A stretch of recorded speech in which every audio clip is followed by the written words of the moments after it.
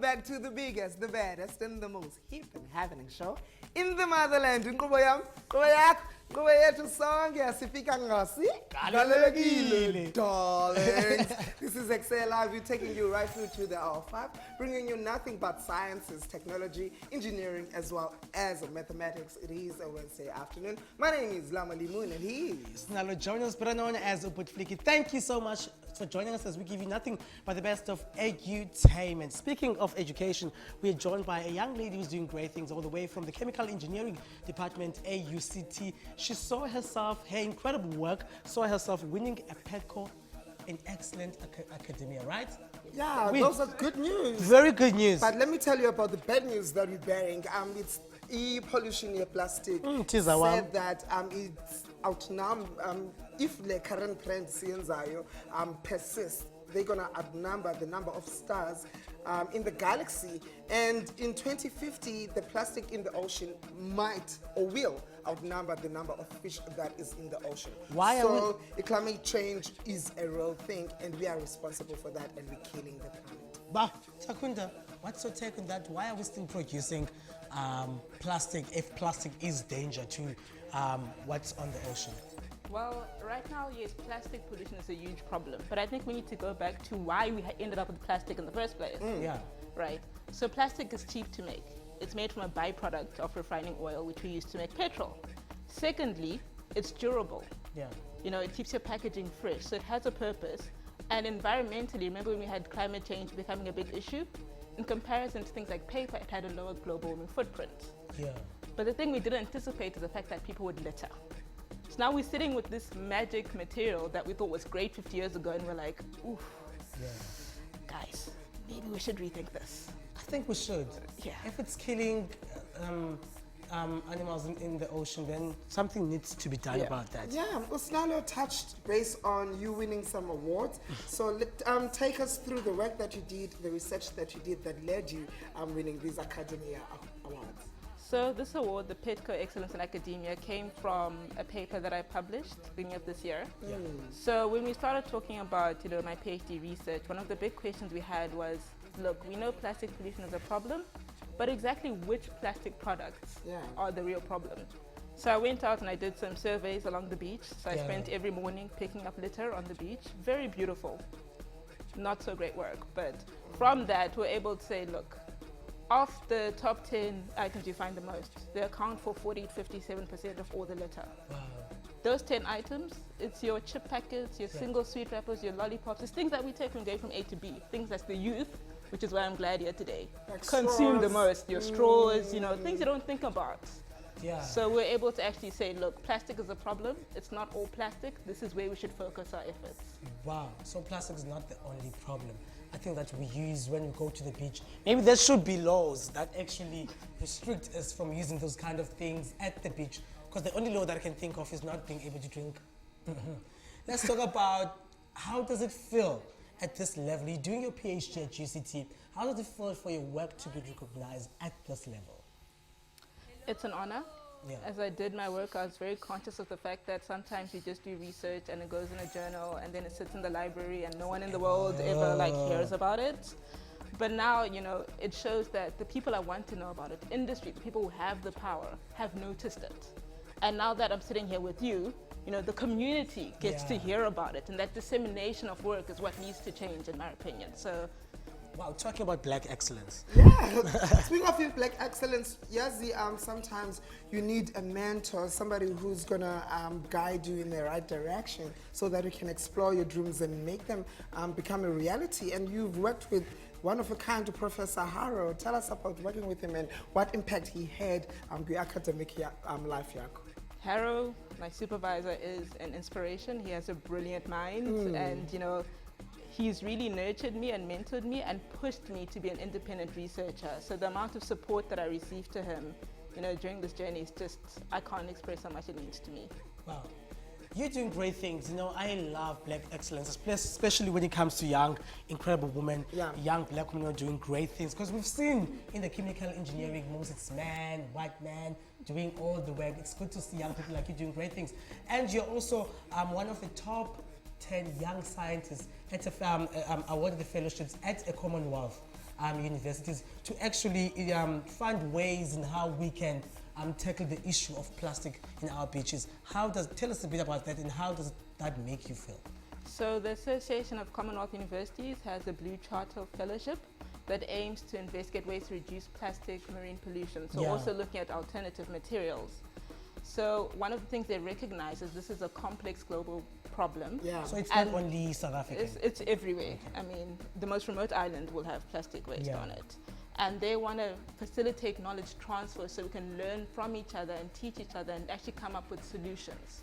So one of the things was they awarded these fellowships, and I'm very lucky to be one of the 10 chosen. Yeah.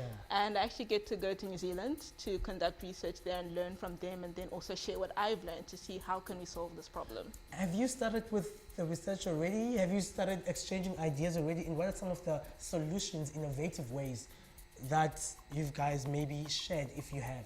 So in terms of with New Zealand, we've decided on the research project, because we're going to be replicating what I'm doing here, trying to find out what is their problem, trying to compare, they're a developed country, we're developing, what are the differences, or what are the parallels, and then seeing how can they come up with their own strategies and solutions based on their problems, which is somewhat what we've been doing this side.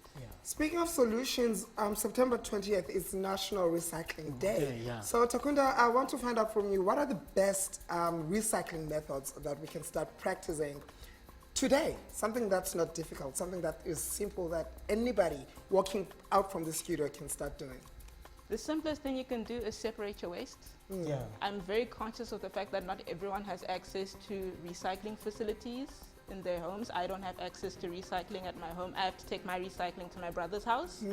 But a simple thing like you take your plastic bottles, your plastic containers, put them in their own rubbish bag. Because we have collectors collecting from landfills. So it's easier for them if they find a bag that has recyclables that are clean. You've made their job a lot easier. So just start with separating your waste.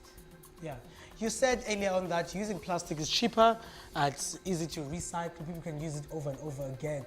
What are other materials that we can use instead of using plastics? Because I'm sure that's the question everyone is using. If we can't use plastic, what do you want me to use? I love this question because everyone is on a drive to find something that's not plastic. And my response is always be careful. Because it's not just about marine pollution. You mentioned climate change. Don't go and choose a metal bottle.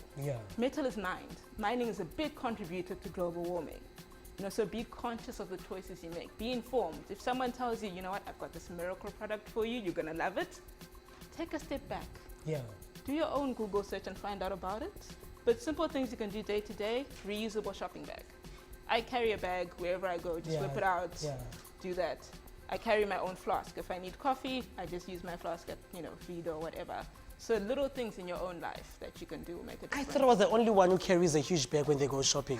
I literally carry a huge bag when I do clothing, and then I just, instead of having lots of plastic, just put everything there. So you put your shoes, your chocolate in everything there. then just go. Your squash, your grapes. I am telling you. Must be nice. The Department of Environmental Affairs is considering a ban of single plastic use. So do you think this is the only way or the best way to curb waste in our country? So there are certain products that would be ideal to ban. So things like your polystyrene clamshells. Those have a ready alternative.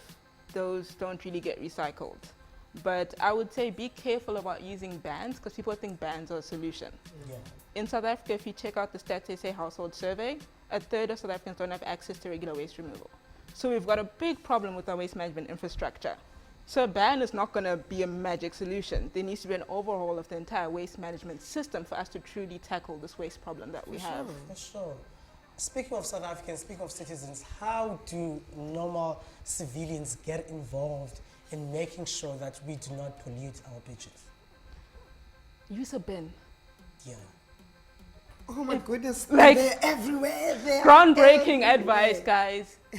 Put your trash in a bin. If there's no bin, put it in your pocket. Like I get home and like I have to empty my bag because I've got all this, the little sweet packets. I know what you're talking about. You've got them and then you like put them in the bin. So I'm like a little trash lady carrying my own like trash because there's no bins around.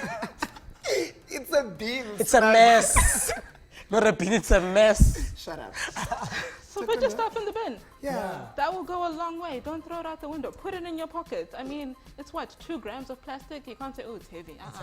Be serious. We want to look neat and smart and elegant. But nobody can see what's happening inside your bag. Come on. Takunda, there is a young person who's watching TV right now and thinking, oh my goodness, this lady is such an inspiration. I want to take after her. I want to follow on her footsteps. You're leaving footprints behind you and people are watching. What best advice would you give to that person? What do they do? Words of encouragement, really. Be passionate. If you find something that you love, be passionate about it. Don't be shy. If you see someone that you admire, email them. You know, DM them on Twitter. Don't be creepy about it, but just say, hey, I really admire your work. Can you give me some advice? Because one of the things that I've learned the most is learning from other people. Find yourself a mentor. You know, that makes a big difference in your journey. Yeah. And the one thing I'll say is don't be afraid to forge your own path. Of course. Speaking of DMing, and don't be creepy. I think they should DM me. I think people should DM me. How do they follow you on social media? So my Twitter handle is Takunda YC. And I'm not on Instagram. I'm not. She's on Twitter, guys, and Twitter is very traumatizing nowadays. But if you'd like to follow and see some of incredible work, to make sure you go on Twitter right now at Takunda.